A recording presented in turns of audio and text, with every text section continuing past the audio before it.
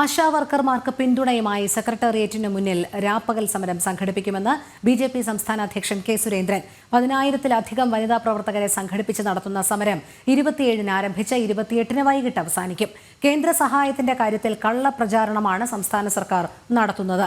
വയനാട് പുനരധിവാസം വൈകുന്നതിന്റെ കാരണം സർക്കാരിന്റെ പിടിപ്പുകേടാണെന്നും കെ സുരേന്ദ്രൻ തിരുവനന്തപുരത്ത് പറഞ്ഞു. ആശാസമരത്തിന്റെ പേരിൽ സംസ്ഥാന സർക്കാരും CPM-ഉം കേന്ദ്രവിരുദ്ധ സമീപനങ്ങൾ സ്വീകരിക്കുന്ന സാഹചര്യത്തിലാണ് BJP രാപ്പകൽ സമരത്തിന് ഒരുങ്ങുന്നത്.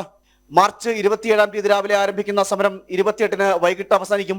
സെക്രട്ടേറിയറ്റിന് മുന്നിൽ ആശമാർ നടത്തിവരുന്ന സമരത്തിന് ഐക്യദാർഢ്യം പ്രഖ്യാപിച്ച് നടത്തുന്ന രാപ്പകൽ സമരത്തിൽ BJP-യുടെ 10,000-കണക്കിന് വനിതാ പ്രവർത്തകർ പങ്കെടുക്കും.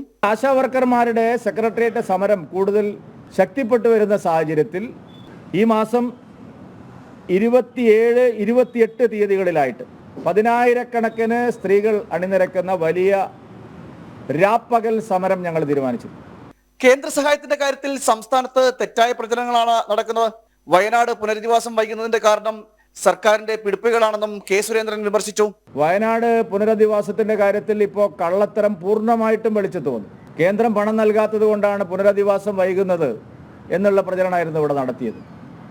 പക്ഷേ വയനാട്ടിലെ ദുരിതബാധിതരെല്ലാം ഇപ്പോൾ സമ്മതിക്കുന്നു, സർക്കാരിന്റെ പിടിപ്പുകേട് കൊണ്ടാണ് പുനരധിവാസം വൈകുന്നത്. കേരളത്തിന്റെ വികസന കാര്യത്തിൽ എപ്പോഴും അനുകൂല സമീപനമാണ് കേന്ദ്ര സർക്കാർ സ്വീകരിക്കുന്നത്. നിരന്തരം കേന്ദ്രത്തെ കുറ്റം പറയുന്ന സംസ്ഥാനത്തെ മന്ത്രിമാർ കേന്ദ്രത്തിന് മുന്നിൽ ചെന്നാൽ വായ തുറക്കാറില്ല എന്നും സുരേന്ദ്രൻ പരിഹസിച്ചു. ജനം, തിരുവനന്തപുരം.